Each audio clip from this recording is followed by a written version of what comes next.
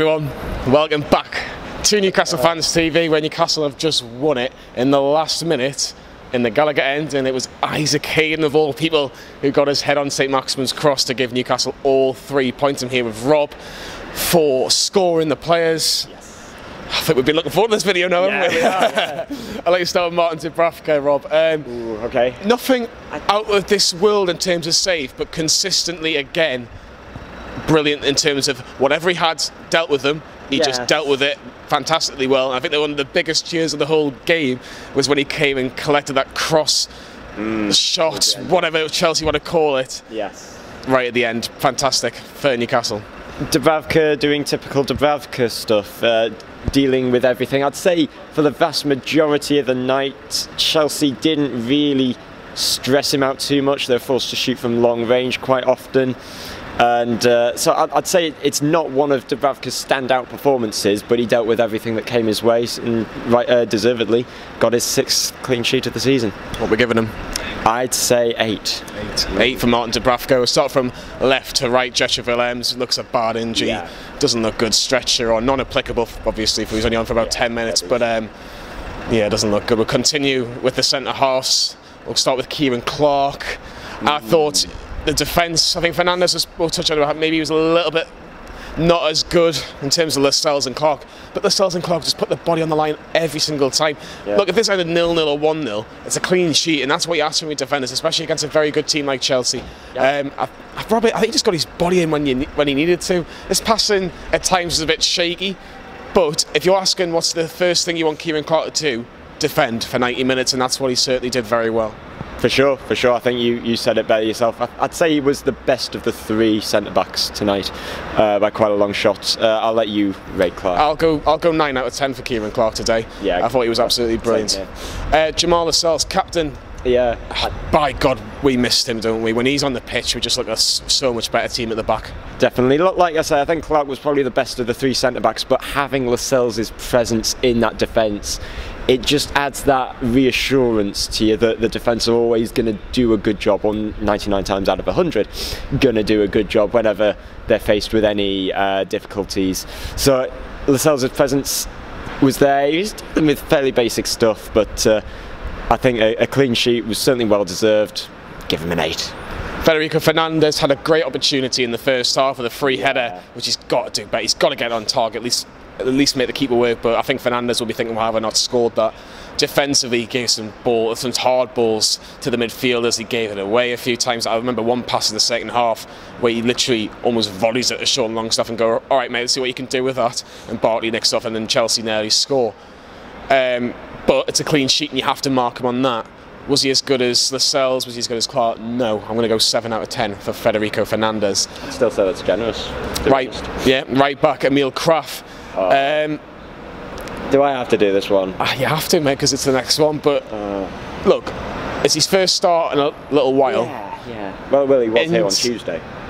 Yeah, in the Premier League though. Premier League, against Chelsea, Hudson-Odoi or Willian, he was getting most of the time. You just think, oh, I was worried. My problem with right backs in Newcastle, not just Emil Krafth. Who was the last person for Newcastle that had a fantastic cross or a half decent cross for Newcastle as a right back or right wing back? Or he played set there sometimes. And it was just so frustrating today. But what did you make of Emil Krafth and just in general, Rob? And what would you give him most importantly? Well, the biggest down on tonight was his passing. And I think when you can't pass a ball when you're a footballer, that all of a sudden means that your ability to dribble, get in the right positions, it certainly overshadows it, sadly.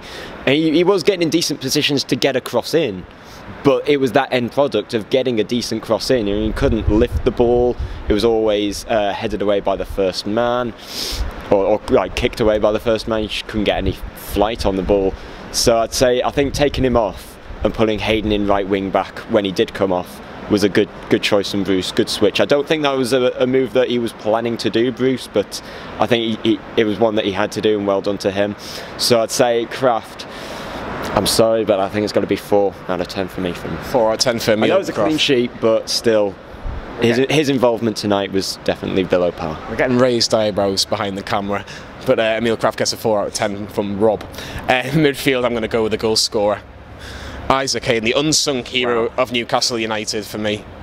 You can put him in centre mid, you can put him at right wing back, you can put him up front in the Gallagher and he might score a last minute winner for you against Chelsea. He was brilliant today. You can put him in any position you like for Newcastle at the minute, and I think he'd do a good job. I think he'd do a good job in goal at the minute. But absolutely brilliant from Isaac Hayden. You've got to talk about the header, right place, right time, far post. You know, the pressure as well, to get a good header on that as well. Yeah, just direct it on target and that's all you need to do, and 99 times out of 100 that goes in the back of the net, and it did tonight as well. I'm going to go 10 out of 10. I'm going to go 10 out of 10 by Isaac, because I think there's been so many times where Isaac Hayden has been brilliant, but other people have stood out and been better a little bit, and he's been so close to getting man of the matches and getting the highest scores. I think this is where he deserves the highest score tonight. John Joe Shelvey came back in for the 2 Longstaffs. I was quite surprised by that.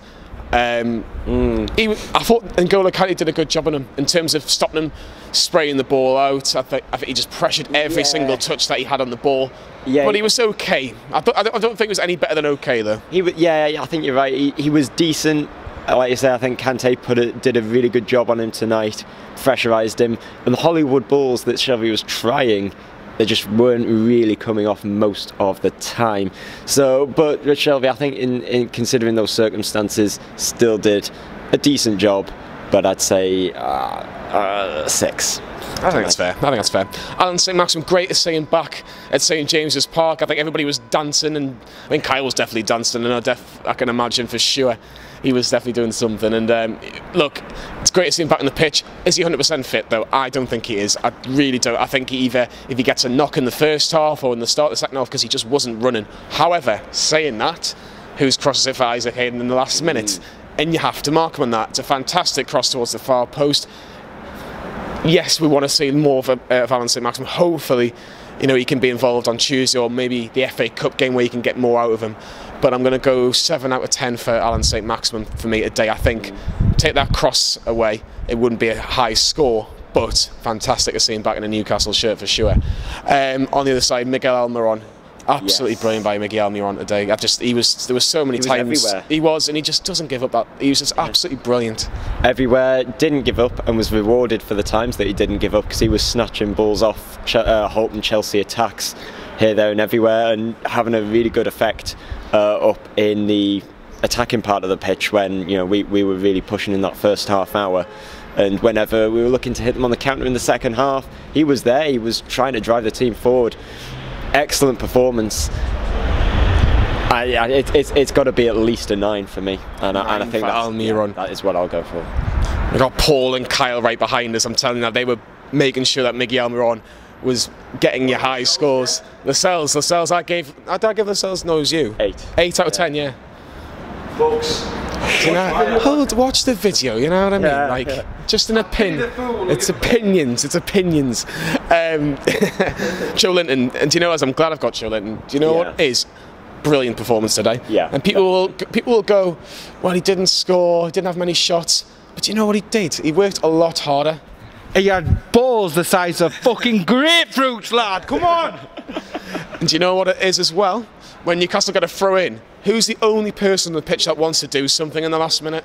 And that was him, running down the line, winning a corner. You know what happens with the rest. I think everyone would have thought in the 86th minute when he has that shot on the left-hand side and drags it wide, you're thinking, oh no, that was the moment. And he hits the crossbar with a header in the first half. More performances like that, and the goals will happen for him, Rob, won't he? Crucial tonight. After hitting the crossbar in the first half, he didn't let his head drop. He kept on going, he kept on pushing, and I think he was really hard done by the referee today, because so many times he was in those aerial battles and he was just fairly challenging, using his strength, and the referee just all of a sudden thinks that that's a foul now. So I think the referee was halting his progress tonight, but Joelinton, like I say, it shows a lot of character from him tonight to not let his head drop after missing that chance in the first half, to then go and drive forward and be a part of that winning goal, that all-important winning goal. I'm going to go 8 out of 10 for Joelinton today. I think he was absolutely brilliant in terms of helping Newcastle. Maybe ease a tiny little bit of pressure. Yes, he gives the ball away, but what do you expect when you've got 4 Chelsea players around him? I think he's silencing a few critics. He's still got a lot more critics to silence, but if he can get goals and help the team, keep performing like that, and he is going to get goals. I mean, tonight against Chelsea, they are a really good team. They are a top 6 side for a reason. Even in the difficult situation that they're in, you know, they are still a good side. They are still 4th. Yeah, for sure. Let's talk about substitutes. Matt Ritchie replacing Jetro Willems. He just works and works and works, and Callum Hudson-Odoi had to switch wings at times because he wasn't really getting much joy. But a very steady performance, and he didn't look out of place really when Willems came off. Not at all, not at all. It's as if he's never been away, Matt Ritchie. We absolutely love him. We absolutely adore him, and it was great to see him back tonight, back at his best. What more could you ask for? Do you want me to rate him? Please. Oh, okay. Let's go for 7. Oh, I would have gone a bit higher. It's a solid 7. It's at least a 7. I do think 7 is a bit harsh. But I would have gone a bit high. I'd have gone a bit high. But it's your score. Ciaran Longstaff came on with 20 minutes to go, replacing Emil Krafth, and obviously Hayden moving to that right wing back position. Thought he was fine. I thought Fernandez gave him a horrible ball to deal with in the second half, but it was fine. He didn't have a massive impact, and defensively he did the job. So I'll go 6 out of 10. Matty Longstaff wasn't on long enough, but it was just energy, to be honest with you. But yeah, we'll go non-applicable for Matty Longstaff. Let's go on Steve Bruce then. Rob, you touched about his change in the second half by taking off Emil Krafth and putting Isaac Hayden in that right wing back position.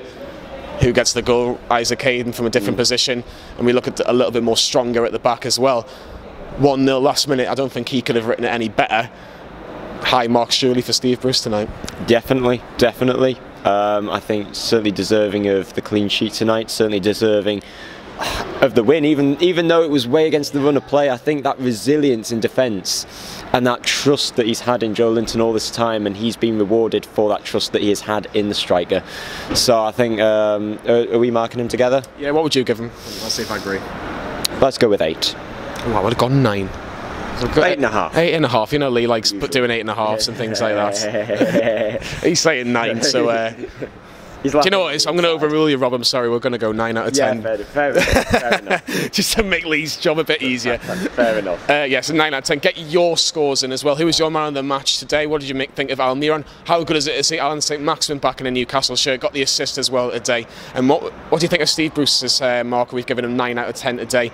You know, under a lot of pressure at the start of the season, but we're now on 29 points. You would think maybe 3-4 wins, Newcastle are going to be a Premier League team again next season. So yeah, like and subscribe to Newcastle Fans TV. There's going to be videos later on in the night, of course. Make sure you keep watching and make sure you subscribe again to Newcastle Fans TV. Go in, lads!